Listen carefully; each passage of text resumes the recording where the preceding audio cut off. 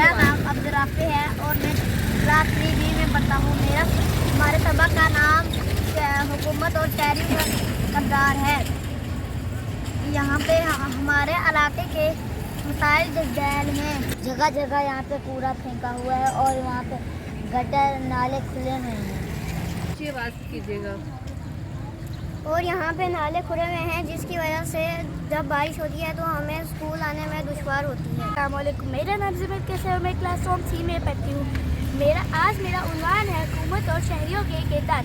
जैसे आपको पता है जब बारिश होती है तो लोगों के लिए बहुत सारे मसले बन जाते हैं। हुकूमत को चाहिए कि नालों को बंद करना चाहिए। जैसे हमारी सड़कें भी सही नहीं, जब सड़कों पे पानी आता है तो लोगों के लिए मुश्किल होती है।